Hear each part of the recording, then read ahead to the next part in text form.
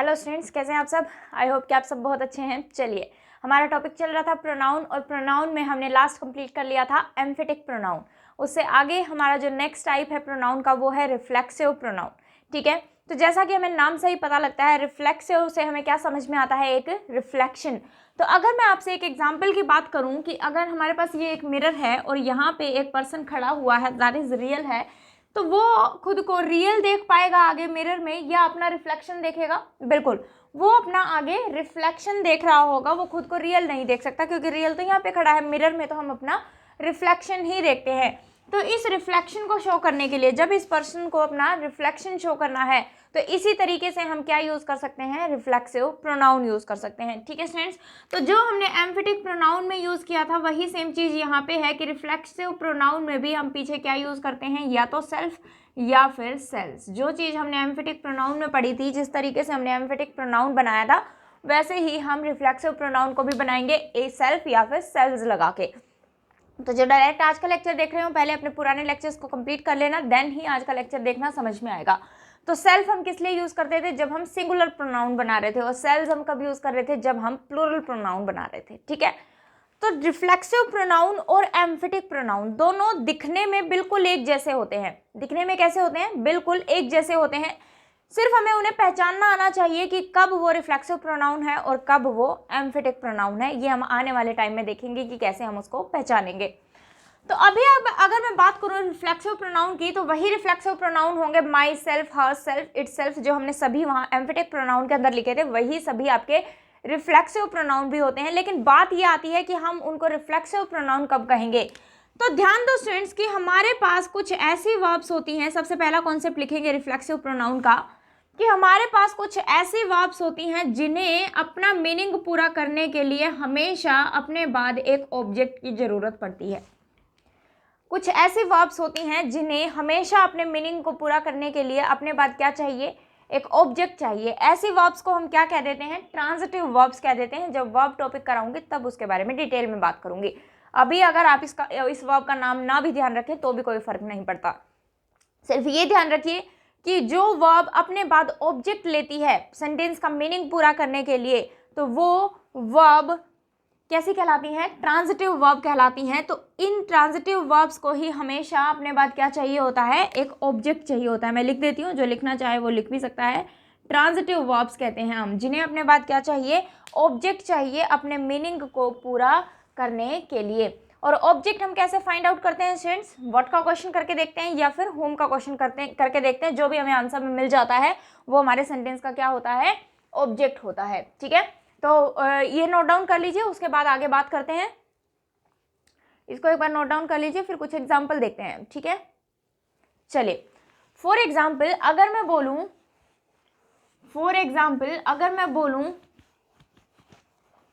ध्यान से समझना क्या कहना चाह रही हूं मैं। अगर मैं बोलूं कि आई सो yesterday, तो मुझे एक बात बताओ स्टूडेंट्स, क्या इस सेंटेंस का मीनिंग कंप्लीट है? मैं कह रही हूँ आई सो yesterday, मैंने कल देखा। तो आप पूछोगे कि ये तो बताओ देखा क्या, है ना, कि ये तो बताओ देखा क्या आपने। तो दैट मीन्स मुझे यहाँ पे कुछ ना कुछ लिखना पड़ेगा। I saw what, I saw whom, तो दैट मीन्स कि मुझे यहाँ पे व्हाट का या फिर whom का क्वेश्चन जो है वो करना पड़ रहा है, और क्वेश्चन करना पड़ रहा है। दैट मीन्स कि यहाँ पे फिलहाल आपकी ये सो कैसी वर्ब है, ट्रांजिटिव वर्ब है, क्योंकि जब तक यहाँ पे हम कोई ऑब्जेक्ट नहीं लिखेंगे तब तक सेंटेंस का मीनिंग पूरा नहीं होगा। तो सो यहाँ पे कैसी वर्ब हो गई, ट्रांजिटिव वर्ब हो गई। तो यहाँ पे अगर मैं लिख दूँ आई सो हिम yesterday, कल मैंने उसको देखा, तो आई सो whom yesterday, whom का क्वेश्चन करते ही हमें आंसर में क्या मिल गया, हिम। ठीक है, अगर मैं लिख देती आई सो अ स्नेक yesterday, कल मैंने एक सांप देखा, तो दैट मीन्स की आई सो व्हाट yesterday, मैंने कल क्या देखा, एक सांप को देखा। तो व्हाट और होम का जब भी हम क्वेश्चन करते हैं और जो हमें आंसर में मिलता है वो हमारे सेंटेंस का ऑब्जेक्ट होता है। और अगर इस हिम को मैं ना लिखूं तो दैट मीन्स कि यहाँ पे सेंटेंस का मीनिंग पूरा नहीं होगा। ठीक है, इतनी बात आई थिंक आपको क्लियर है। इसको एक बार नोट डाउन कर लीजिए, फिर हम आगे बात करते हैं। क्लियर, चलिए अब अगर मैं बोलूं कि I saw in the mirror, I saw in the mirror, मैंने मिरर में देखा। अब कहेंगे मिरर में आपने क्या देखा ये बताओ। दैट मीन्स कि हमने यहाँ पे कोई भी ऑब्जेक्ट जो है वो नहीं लिखा है। अब हमें कोई ऑब्जेक्ट गिवन ही नहीं है, हमें क्या पता कि उसने किसको देखा, भाई स्नेक को देखा या फिर हिम को देखा या फिर किसको देखा। दैट मीन्स कि मैं यहाँ अगर कुछ भी ना लिखूँ तो दैट मीन्स कि मैं यहाँ पे बता ही नहीं सकती कि यहाँ क्या आना चाहिए।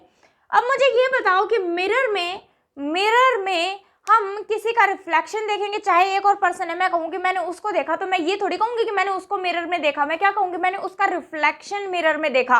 क्योंकि चाहे मैं खुद को देख रही हूँ, चाहे मेरे साथ कोई और पर्सन खड़ा है, मैं मिरर में उसको देख रही हूँ, तो उसका भी मुझे रिफ्लेक्शन ही दिखाई पड़ रहा है, इस बात का ध्यान रखना। तो जब भी जब भी मिरर से रिलेटेड आपका क्वेश्चन आता है और बात आती है कि देखने की, चाहे वहाँ पे 10 बंदे खड़े हों, 10 में से आप किसी को भी मिरर में देख रहे हो, तो आप उसको रियल नहीं देख रहे हो, मिरर में उसका रिफ्लेक्शन ही देख रहे हो। तो दैट मीन्स कि वहाँ आपको उसका रिफ्लेक्शन ही यूज करना पड़ेगा। तो यहाँ पे मुझे नहीं पता क्या आना चाहिए, तो हम मान लेते हैं कि हमने खुद को ही देखा, तो दैट मीन्स कि I saw myself in the mirror. अब सेंटेंस जो है वो कंप्लीट है, I saw myself in the mirror. तो ये जो माई सेल्फ है ये यहाँ पे क्या बन गया, इस वर्ब का ऑब्जेक्ट बन गया। क्या बन गया, इस वर्ब का ऑब्जेक्ट बन गया। और ये इस वर्ब का ऑब्जेक्ट बन गया, दैट मीन्स कि ये आपका कैसा प्रोनाउन है, रिफ्लेक्सिव प्रोनाउन है। ये कैसा प्रोनाउन है स्टूडेंट्स, रिफ्लेक्सिव प्रोनाउन है। ठीक है, तो आपको डिफरेंस खुद ही समझ में आ रहा होगा कि कब हम एम्फेटिक प्रोनाउन यूज करते हैं और कब रिफ्लेक्सिव प्रोनाउन यूज करते हैं। एम्फेटिक प्रोनाउन के लिए हमने पढ़ा था कि वो कभी भी वर्ब का ऑब्जेक्ट नहीं बनता और वो कभी भी सब्जेक्ट की तरह भी यूज नहीं होता।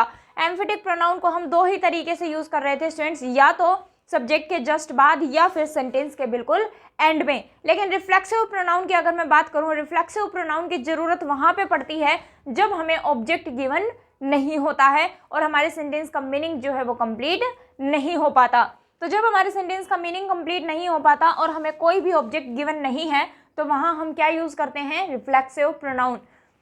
अब बात आती है कि रिफ्लेक्सिव प्रोनाउन आखिरकार यूज किसका होगा। तो ये रिफ्लेक्सिव प्रोनाउन जो भी आपका सब्जेक्ट गिवन होगा, जो भी आपका सब्जेक्ट गिवन है उसी का रिफ्लेक्सिव प्रोनाउन हम वहां पे लिख देंगे।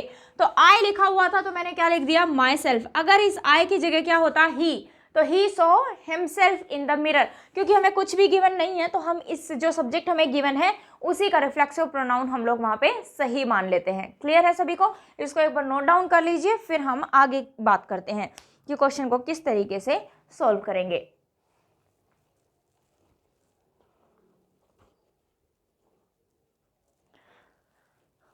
चलिए स्टूडेंट्स, तो आई थिंक ये बात आपको समझ में आ गई है कि रिफ्लेक्सिव प्रोनाउन हम कहाँ पे यूज करेंगे। रिफ्लेक्सिव प्रोनाउन को हम वर्ब के बाद यूज करेंगे जब हमें इसकी जरूरत होगी, और अगर हमें इसकी जरूरत नहीं है तो डेफिनेटली हम इसको यूज नहीं करेंगे। ठीक है, तो रिफ्लेक्सिव प्रोनाउन के लिए एक बात लिख लीजिए, that is use it when needed. Use it when needed, जब इसकी जरूरत हो तभी हमें इसको यूज करना है, अगर इसकी जरूरत नहीं है तो हम इसको यूज नहीं करेंगे। तो कहने का मतलब क्या है कि सेंटेंस में जो इसका मीनिंग आना चाहिए वो करेक्ट सेंस आनी चाहिए, शुड बी मीनिंगफुल वो होना चाहिए। ऐसा नहीं है कि कोई भी वर्ब आपके पास आ रही है, उसको अपने बाद ऑब्जेक्ट चाहिए और हमने उसके बाद उसका रिफ्लेक्सिव प्रोनाउन लगा दिया, लेकिन मीनिंग हमारे पास वहाँ पे नॉनसेंस आ रहा है, मीनिंग हमारे पास वहाँ कुछ निकल के ही नहीं आ रहा। तो ऐसी सिचुएशन अगर हमारे पास हो जाती है तो वहाँ हम रिफ्लेक्सिव प्रोनाउन यूज नहीं करेंगे। तो नेक्स्ट जो आपको कॉन्सेप्ट बनाना है वो क्या बनाना है, वर्ब प्लस में रिफ्लेक्सिव प्रोनाउन हम यूज नहीं करेंगे। इसको क्रॉस कर लेना, अगर मीनिंग कैसा है, नॉनसेंस। अगर मीनिंग कैसा है, नॉनसेंस, की कोई नॉनसेंस ही बात हो गई वहां पे रिफ्लेक्सिव प्रोनाउन को यूज करने के बाद। ठीक है, फॉर एग्जाम्पल अगर मैं बोलूं कि आई एट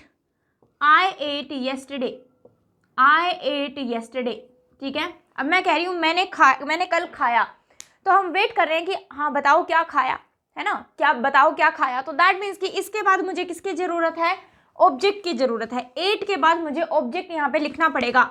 अब ऑब्जेक्ट यहाँ पे लिखना पड़ेगा, तो अभी तक हमने देखा था कि हम क्या यूज कर लेते थे, जो भी हमें सब्जेक्ट गिवन है उसी का रिफ्लेक्सिव प्रोनाउन हम यूज कर लेते थे। तो मुझे बताओ स्टूडेंट्स, अगर मैं यहाँ पे माई सेल्फ लिख दूं, क्या सेंटेंस सही है, आई एट माई सेल्फ येस्टरडे, मैंने कल खुद को खा लिया, नहीं। दैट मीन्स कि इसको ऑब्जेक्ट की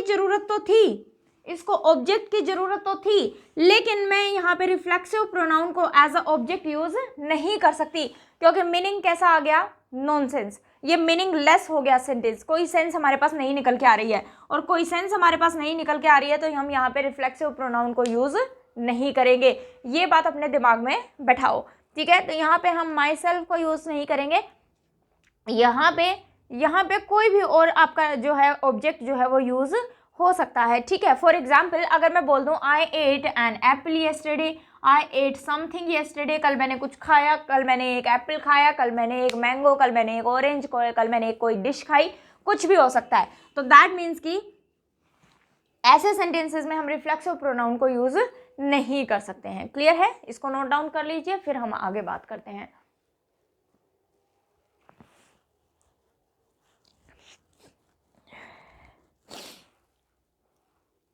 चलिए स्टूडेंट्स, तो ये बातें अगर आपको समझ में आई तो अब मुझे बताना नेक्स्ट सेंटेंस में कि आप उसमें रिफ्लेक्सिव प्रोनाउन यूज कर सकते हैं या फिर नहीं कर सकते।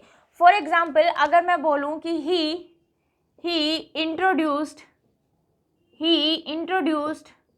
to the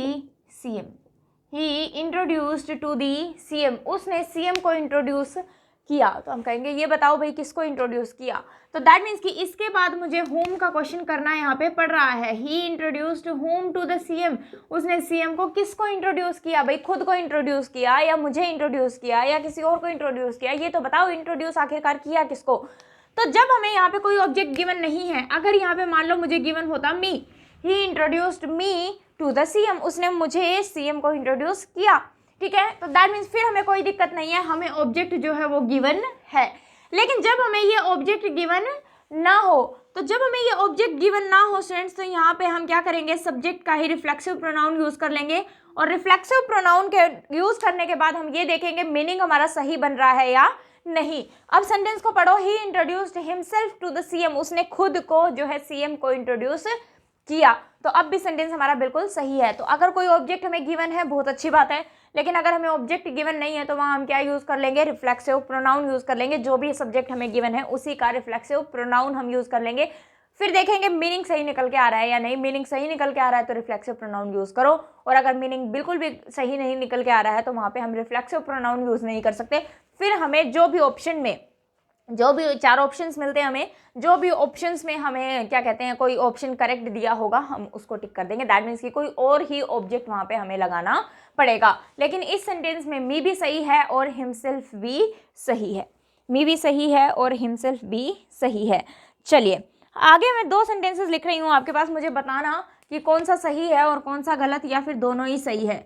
फॉर एग्जाम्पल अगर मैं बोलूँ कि आई enjoyed myself at the party, I enjoyed myself at the party, और एक सेंटेंस में बोल रही हूँ I enjoyed the dish at the party, I enjoyed the dish at the party। एक हम कहते हैं ना, किसी भी पार्टी में गए, किसी भी फंक्शन में गए, हम लोग तो बोलते हैं कि यार मैंने बहुत इंजॉय किया, मैंने खुद को बहुत इंजॉय किया, ठीक है। दैट मीन्स कि आप जो भी वहाँ पे कर रहे थे या फिर कोई भी फंक्शन में कुछ भी चल रहा था तो आप उसको बहुत इंजॉय कर रहे थे, ठीक है। तो दैट मीन्स आपने खाना खाया तो आपने खाने को एंजॉय किया, और एक आपने बोला भाई मैंने खुद बहुत इंजॉय किया, खुद को बहुत इंजॉय किया वहाँ पे। तो आई के साथ यहाँ पे माई सेल्फ भी सही सेंस दे रहा है, तो दैट मीन्स बिल्कुल सही सेंटेंस है। और अगर मैंने डिश लिख दिया, कोई और ऑब्जेक्ट लिख दिया, तब भी हमारा सेंटेंस जो है वो बिल्कुल सही बन रहा है। तो यहाँ पे स्टूडेंट्स सेंटेंस जो है वो आपके दोनों के दोनों ही सही हैं, ठीक है। क्लियर है भाई सभी को? चलिए कोई भी डाउट हो तो मुझे कमेंट सेक्शन में कमेंट करके बताएंगे जरूर कि आपको क्या डाउट आ रहा है, ठीक है।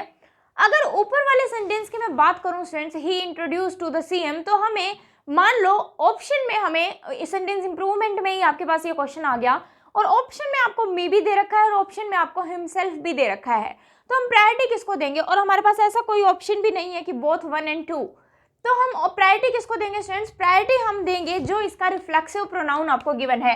अगर हम वहाँ पे रिफ्लेक्सिव प्रोनाउन यूज कर सकते हैं, ये केस मैं कब बता रही हूँ, जब आपको कोई भी ऑब्जेक्ट गिवन नहीं है। लेकिन ये मान लो अंडरलाइन करके दे दिया गया आपको कि इसको इंप्रूव कर दो, और एक ऑप्शन में आपको मी गिवन है, इंट्रोड्यूस्ड मी, और एक ऑप्शन में आपको गिवन है इंट्रोड्यूस्ड हिमसेल्फ, तो हम प्रायोरिटी किसको देंगे? हिमसेल्फ वाले को पहले टिक करेंगे, क्योंकि सब्जेक्ट हमें क्या गिवन है उसी का रिफ्लेक्सिव प्रोनाउन हम यूज कर लेंगे। अगर यूज हो सकता है तो सेंटेंस में, तो हम उसको प्रायोरिटी नहीं देंगे, क्लियर है। और पहले से ही हमें सेंटेंस में अगर मी दे रखा है तो ये नहीं करना आपने कि मी को काट के जो है मैं तो यहाँ पे हिमसेल्फ करूंगा, ये नहीं करना आपने, क्योंकि मी भी तो सही है। तो अगर वो खुद से दे दे तो हमें कोई दिक्कत नहीं है, लेकिन अगर सेंटेंस इंप्रूवमेंट में आ जाता है तो प्रायोरिटी हम रिफ्लेक्सिव प्रोनाउन को देंगे, अगर वहाँ पे रिफ्लेक्सिव प्रोनाउन यूज हो सकता है तो। क्लियर है। चलिए एक सेंटेंस और लिखेंगे और वीडियो पॉज करके एक बार उसको सॉल्व करने की कोशिश करना कि वहाँ पे जो है सही क्या होना चाहिए, देन मैच करना कि आपने जो है क्वेश्चन को सॉल्व सही किया है या नहीं। तो लिखिए सेंटेंस, अगर मैं बोलूँ कि शी बॉट herself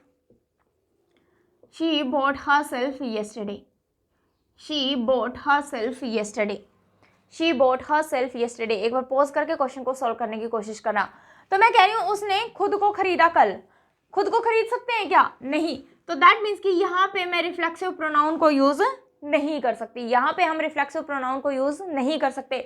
और यहाँ पे अगर हम रिफ्लेक्सिव प्रोनाउन को यूज नहीं कर सकते तो उसने क्या खरीदा ये तो हमें बताना पड़ेगा, लेकिन यहाँ मैं रिफ्लेक्सिव प्रोनाउन को एज एन ऑब्जेक्ट यूज नहीं कर सकती। तो यहाँ पे मुझे कुछ भी लिखना पड़े, यहाँ पे अगर मैं लिख दूँ she bought something, she bought a book yesterday, she bought a notebook yesterday, she bought some fruit yesterday, कुछ भी लिख दूं, कोई भी और ऑब्जेक्ट आपका यहाँ पे आ सकता है, लेकिन इसका रिफ्लेक्सिव प्रोनाउन यहाँ पे यूज नहीं होगा। तो बस यही रिफ्लेक्सिव प्रोनाउन सोल्व करते हुए बस आपको यही बातों का ध्यान रखना है कि कहाँ पे क्या यूज हो सकता है, ठीक है ना, कहाँ पे रिफ्लेक्सिव प्रोनाउन को आप यूज कर सकते हैं और कहाँ पे आप रिफ्लेक्सिव प्रोनाउन को यूज नहीं कर सकते हैं। तो आई थिंक ये कॉन्सेप्ट जो है वो आपको क्लियर हो गया है रिफ्लेक्सिव प्रोनाउन का। चलिए इसके बाद बात करते हैं हम नेक्स्ट कॉन्सेप्ट की रिफ्लेक्सिव प्रोनाउन के लिए, और वो अगर मैं आपसे बात करूं स्टूडेंट्स तो ध्यान दो, अगर मैं बोलूं तो हमें एक बात पता है कि वर्ब जो होती है इसी का सब्जेक्ट होता है और ऑब्जेक्ट होता है, और हमें पता है ऑब्जेक्ट ऑप्शनल होता है, अगर हमें ज़रूरत है तो हम ऑब्जेक्ट को लिखते हैं सेंटेंस में, और अगर ज़रूरत नहीं होती उसके बिना ही मीनिंग पूरा है हमारे सेंटेंस का तो हम ऑब्जेक्ट को नहीं लिखते हैं। और दूसरी बात हमें ये पता है कि इस वर्ब का ही क्या होता है, आपके पास सब्जेक्ट होता है, इस वर्ब का ही ऑब्जेक्ट होता है और इस वर्ब का ही क्या होता है, सब्जेक्ट होता है। तो मुझे ये बताओ स्टूडेंट्स, ये जो सब्जेक्ट हम यहाँ पे लिखते हैं ये रियल लिखते हैं या फिर वर्चुअल?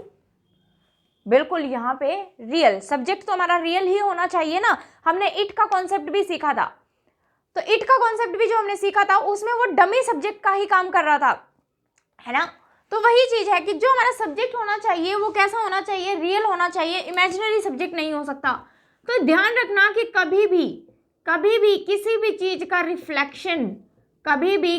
चीज का रिफ्लेक्शन आपका सब्जेक्ट नहीं हो सकता, सिर्फ रियल ही सब्जेक्ट हो सकता है, ठीक है। वो रियल पर्सन हो सकता है, वो रियल थिंग हो सकती है, वो कोई भी चीज हो सकती है, रियल होनी चाहिए, पर उसका रिफ्लेक्शन जो है वो कभी भी सब्जेक्ट नहीं बनेगा। और अगर वर्ब का सब्जेक्ट हमेशा ही रियल होना चाहिए, वो रिफ्लेक्शन नहीं होना चाहिए, तो दैट मीन्स कि रिफ्लेक्सिव प्रोनाउन कभी भी सेंटेंस में सब्जेक्ट का काम नहीं करेगा।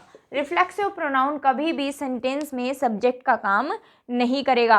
तो ये जो हम बोलते हैं ना माई सेल्फ मिलन सिंह, जब ये कहा जाता है इंट्रोड्यूस योर सेल्फ, अपने आप को इंट्रोड्यूस करो, तो हम क्या कैसे स्टार्ट करते हैं, माई सेल्फ मिलन सिंह, ठीक है। तो वो सेंटेंस जो है वो गलत हो जाता है, क्योंकि रिफ्लेक्शन कभी भी सब्जेक्ट आपका बन ही नहीं सकता, ठीक है। तो फॉर एग्जाम्पल अगर सेंटेंस आपको ये गिवन है my self can do this work, ये रब कर देती हूँ, आपने नोट कर लिया होगा। फॉर एग्जाम्पल अगर मैं आपको बोल रही हूँ, अगर मैं आपको बोलूँ my self can do this work, my self can do this work, ये काम मैं कर सकती हूँ, तो मुझे बताओ रियल पर्सन ही काम कर सकता है या उसका रिफ्लेक्शन काम करेगा? बिल्कुल रियल पर्सन ही काम कर सकता है, रिफ्लेक्शन काम नहीं कर सकता, क्योंकि वो तो पहले ही वर्चुअल होता है, इमेजिनरी होता है। तो दैट मीन्स कि यहाँ पे माई सेल्फ नहीं आना चाहिए, यहाँ हमें इसका रियल सब्जेक्ट लिखना पड़ेगा, और रियल सब्जेक्ट क्या होगा हमारा, आई होगा, क्योंकि माई सेल्फ आई का ही रिफ्लेक्शन है। तो सेंटेंस क्या बनेगा students, I can do this work. Sentence आपका ये नहीं बन सकता my self can do this work, क्योंकि रिफ्लेक्शन कभी भी काम नहीं करेगा, रियल सब्जेक्ट ही काम करेगा।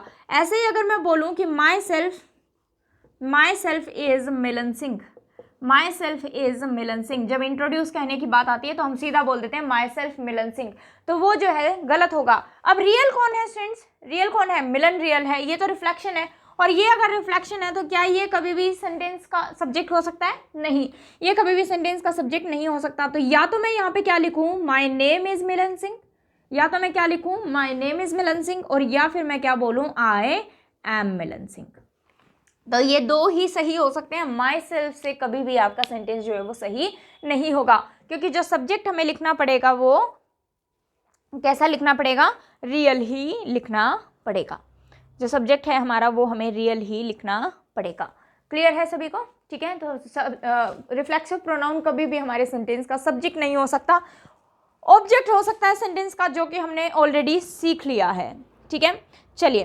तो आई थिंक ये बात आपको समझ में आई। तो मैं एक सेंटेंस लिख रही हूँ। अब आप इजीली मुझे बता सकते हो, जिन्होंने एम्फेटिक प्रोनाउन का जो है लेक्चर लगाया है, अब आप इजीली फाइंड आउट कर पाएंगे कि वो रिफ्लेक्सिव प्रोनाउन है या फिर एम्फेटिक प्रोनाउन है। अगर मैं बोलूँ कि I myself can do this work, I myself can do this work, मैं खुद ये काम कर सकती हूँ। अब हमारे सेंटेंस का सब्जेक्ट क्या है स्टूडेंट्स? सब्जेक्ट तो रियल ही है, दैट इज आई। सेंटेंस क्या है हमारे सेंटेंस का, सॉरी सब्जेक्ट क्या है हमारे सेंटेंस का, आई।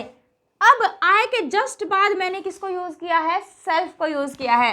अब हमें ये पता करना है कि ये एम्फेटिक प्रोनाउन है या रिफ्लेक्सिव प्रोनाउन है। अब हमने दो चीज सीखी कि रिफ्लेक्सिव प्रोनाउन हमारे सेंटेंस का सब्जेक्ट कभी भी नहीं हो सकता, क्योंकि सब्जेक्ट तो मुझे सब्जेक्ट कभी नहीं हो सकता, और सब्जेक्ट हमें गिवन है आए, तो हमारे सेंटेंस का सब्जेक्ट तो क्या हो गया, आए। अब हमें पता है कि वर्ब का ऑब्जेक्ट बन सकता है रिफ्लेक्सिव प्रोनाउन, लेकिन क्या वर्ब का ऑब्जेक्ट बन रहा है हमारा रिफ्लेक्सिव प्रोनाउन? इसको अगर मैं ऑब्जेक्ट मान लूँ तो ऑब्जेक्ट तो वर्ब के बाद आना चाहिए था, लेकिन वर्ब के बाद तो मैंने ऑब्जेक्ट ऑलरेडी लिख रखा है, that is this work, I can do what, मैं क्या कर सकती हूँ, ये काम कर सकती हूँ। तो दैट मीन्स ऑब्जेक्ट भी मेरे पास ऑलरेडी आ रहा है, तो ये रिफ्लेक्सिव प्रोनाउन नहीं है स्टूडेंट्स, ये रिफ्लेक्सिव प्रोनाउन नहीं है। तो ये रिफ्लेक्सिव प्रोनाउन नहीं है। तो एम्फेटिक प्रोनाउन में हमने सीखा था कि एम्फेटिक प्रोनाउन को हम कब लिखते हैं, जस्ट सब्जेक्ट के बाद। और अगर मैं माई सेल्फ को यहाँ से हटा भी दूँ, सिंपल सीधा देखो एम्फेटिक प्रोनाउन के लिए कि माई सेल्फ को जो भी आपको वर्ड गिवन है उसको हटा दो, सेंटेंस पूरा बन रहा है या नहीं। क्योंकि अगर हम किसी चीज़ को जोर देकर कह रहे हैं, दैट मीन्स कि वो चीज़ एक्स्ट्रा है, वो चीज़ कैसी है, एक्स्ट्रा है। तो अगर मैं माई सेल्फ को यहाँ से हटा भी दूँ तो भी मेरा सेंटेंस जो है वो बन रहा है, I can do this work, मैं ये काम कर सकती हूँ, नॉर्मल बोला। एक मैं ये बोलना चाहती हूँ मैं खुद ये काम कर सकती हूँ, तो दैट मीन्स कि मैं उसको जोर देकर कह रही हूँ, और जोर देकर कह रही हूँ तो मैंने सब्जेक्ट के जस्ट बाद इसको लिखा है। तो ये स्टूडेंट्स यहाँ पे क्या है, आपका एम्फेटिक प्रोनाउन है, ये यहाँ पे रिफ्लेक्सिव प्रोनाउन नहीं है। और कभी ऐसा नहीं होगा कि जो सेम वर्ड है वही रिफ्लेक्सिव प्रोनाउन का काम भी कर रहा है और वही एम्फेटिक प्रोनाउन का काम भी कर रहा है, ऐसा नहीं होगा कभी भी। तो एक ही चीज का ये काम करेगा, ठीक है। तो फॉर एग्जाम्पल अगर मैं इसी सेंटेंस को लिखती, my self can do this work, my self can do this work, तो हमें पता है कि सब्जेक्ट तो हमें चाहिए ही चाहिए वर्ब से पहले, तो ये जो है यहाँ पे सब्जेक्ट ही होना चाहिए था, लेकिन रिफ्लेक्सिव प्रोनाउन कभी भी सब्जेक्ट नहीं हो सकता, तो यहाँ पे मुझे सब्जेक्ट की जरूरत थी। तो ये रिफ्लेक्सिव प्रोनाउन भी नहीं है और एम्फेटिक प्रोनाउन भी नहीं है, मुझे यहाँ पे किसकी जरूरत थी, सब्जेक्ट की जरूरत थी। इसलिए जो भी हमें रिफ्लेक्सिव प्रोनाउन गिवन है उसी के सब्जेक्टिव फॉर्म हम यहाँ पे लिख लेंगे। तो आई थिंक ये चीज़ें जो है आपको समझ में आई हैं कि किसको हम रिफ्लेक्सिव प्रोनाउन बोलेंगे और किसको हम एम्फेटिक प्रोनाउन बोलेंगे, किसको हम रिफ्लेक्सिव प्रोनाउन बोलेंगे और किसको हम एम्फेटिक प्रोनाउन बोलेंगे, ठीक है। तो ये कुछ रिफ्लेक्सिव प्रोनाउन के हमने कॉन्सेप्ट्स देखे हैं। इतनी जल्दी आपका रिफ्लेक्सिव प्रोनाउन खत्म नहीं होगा, इतने कॉन्सेप्ट्स को अपने दिमाग में बिठाओ। इसके बाद नेक्स्ट लेक्चर में हम रिफ्लेक्सिव प्रोनाउन को इसी से आगे कॉन्सेप्ट, जो नए कॉन्सेप्ट्स हैं इसके, वो सीखना चालू करेंगे, ठीक है स्टूडेंट्स। तो इतना पढ़ते रहिए और रिवाइज जरूर करते रहिए। जिन्होंने चैनल को सब्सक्राइब ना किया हो वो चैनल को सब्सक्राइब जरूर कर लें, ठीक है। और अगर आपको वीडियो पसंद आ रही है तो शेयर कर दें और लाइक बटन प्रेस करें और बेल आइकन भी प्रेस करके रखो ताकि आपको नोटिफिकेशन जो है वो मिलती रहें। अब आपको रेगुलर क्लासेस मिलेंगी, ठीक है। ये थोड़ा सा मेरा ऑफलाइन क्लासेस भी होती हैं स्टूडेंट्स, तो उसका थोड़ा सा टाइम मैनेजमेंट में ये 2-4 दिन बीच में क्लासेस नहीं आई थी, अब आपको रूटीन में जो है वो क्लासेस मिला करेंगी। तो मेरे साथ बने रहिए और ज़्यादा से ज़्यादा वीडियोस को जो है वो शेयर किया करो ताकि ज़्यादा से ज़्यादा स्टूडेंट्स इसका बेनिफिट ले सके, ठीक है। तो बाकी की बातें हम नेक्स्ट लेक्चर में करेंगे। Thank you class.